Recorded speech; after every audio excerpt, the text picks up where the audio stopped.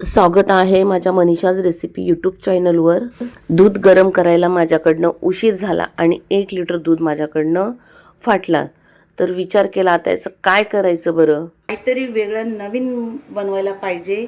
म्हणून मी आज ही फाटलेल्या दुधाची एकदम नवीन रेसिपी असा छान असा गोड पदार्थ बनवते। तर इथे हा फाटलेला दूध आहे, त्याच्यातला पाणी काढून घेतलं आणि हा राहिलेला पाणी थोडासा मी ठेवलेला। तसंच त्याच्यामध्ये टाकण्यासाठी मी इथे थोडेसे ड्रायफ्रूट घेतलेले आहेत, काजू, बदाम आणि थोडेशा भोपळ्याच्या बिया आणि टरबूजाच्या बिया घेतलेल्या आहेत। आणि नंतर आपण त्याच्यामध्ये थोडंसं 1 चमचभर इतकं वेलची पूड टाकणार आहोत।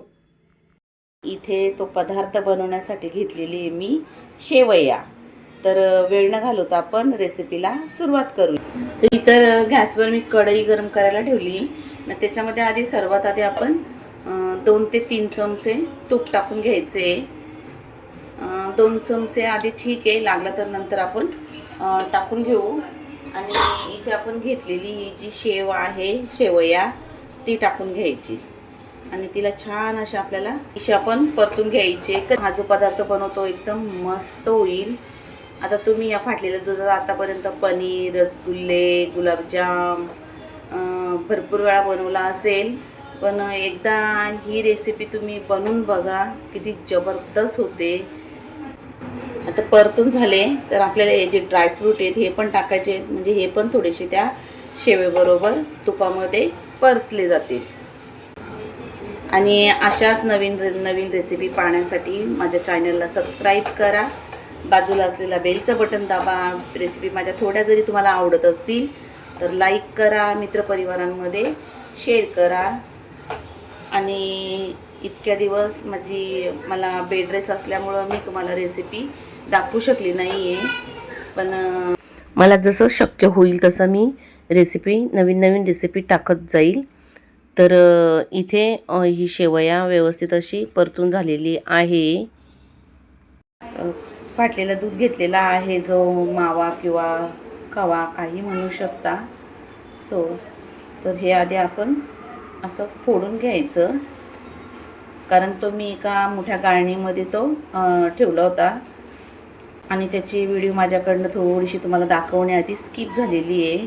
आता हे फोडून झालंय तर आपण ह्या शेवयामध्ये सगळं टाकून घेऊ। आणि फाटलेल्या दुधाची तुम्ही कधी अशी रेसिपी बनवली आहे का? बनवले असेल तर कमेंट करून मला नक्की सांगा। एकदम नवीन रेसिपी आहे, मी पण आज पहिल्यांदाच ही रेसिपी बनवत आहे की काहीतरी वेगळं आपण बनवूया याचं। आणि ह्या पदार्थामध्ये तुम्हाला बर्फीची, केकची सगळ्याची चव भेटणार आहे। इतका जबरदस्त हा पदार्थ तयार होतो। तर रेसिपी शेवटपर्यंत बघा, स्किप न करता। तर ह्या फाटलेल्या दुधामध्ये जो थोडासा पाणी आहे तो सुकेपर्यंत आपण परतून घेऊया। आता इथे फाटलेला दूध आणि शेवया व्यवस्थित परतून झालेला आहेत आणि त्यांच्यामधला पाणी पूर्ण सुकला आहे। आता आपण याच्यामध्ये 1 चिमटी मीठ टाकून घेऊ, कारण गोड पदार्थामध्ये मीठ टाकला की पदार्थाची चव वाढते। आता हे परतून झालं आहे, तर इथे अर्धा वाटी मी साखर घेतली। तुम्ही साखरेऐवजी जी धाग्याची खडी साखर भेटते ती टाकू शकता। गूळ मी टाकत नाही आहे, कारण मी याच्यामध्ये आंबा टाकणार आहे। तर गुळाने अजून रंग पूर्ण चेंज होऊन जाईल आणि मग आंब्याचा कलर समजणार नाही आहे। तर त्याच्यातच मी अर्धा कप इतकं पाणी टाकलेलं आहे। आता साखर टाकल्यानंतर या व्यवस्थित आपण त्याला परतून घेऊया। आता 2 मिनटं मी झाकण देऊन अजूनही शेवया शिजून घेते। इथे 2 ते 5 मिनटं झाली आहे। आपण झाकण काढून हे सगळं व्यवस्थित मिक्स करून घेऊया, पण याच्यात गॅसची फ्लेम एकदम स्लो होती। अर्ध्या आंब्याचा रस काढून ठेवला होता, तो आता याच्यामध्ये टाकून घेऊया, मिक्स करून घ्यायचं। 1 चमचा मी वेलची पूड टाकते। तुमच्याकडं मँगो इसेन्स वगैरे असेल तोही टाकू शकता।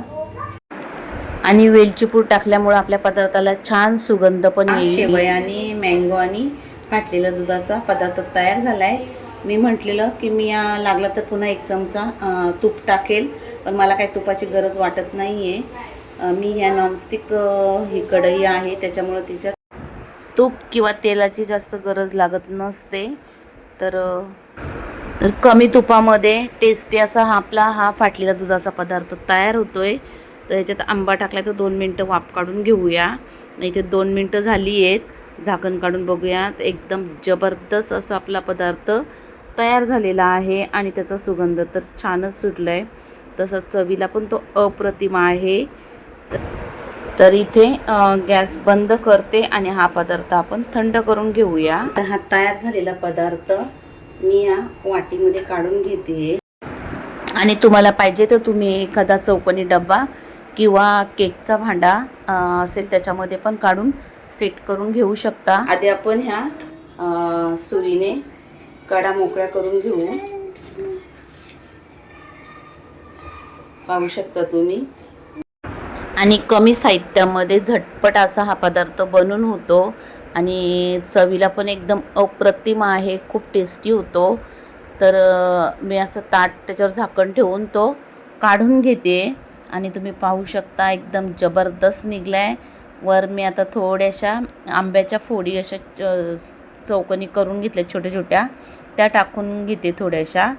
आणि तर इथे तयार आहे फाटलेल्या दुधापासून बनवलेला गोड पदार्थ. तर पाहू शकता. तर तो काय नाव द्यायचं हे कमेंट करून तुम्हीच मला सांगा. आणि आजची रेसिपी कशी वाटली ही कमेंट करून मला नक्की सांगा. तर रेसिपी थोडी जरी आवडली असेल लाईक शेअर सबस्क्राईब करा. आणि मी तुम्हाला पाहिजे त्या आकाराने तुम्ही कट करून घेऊ शकता.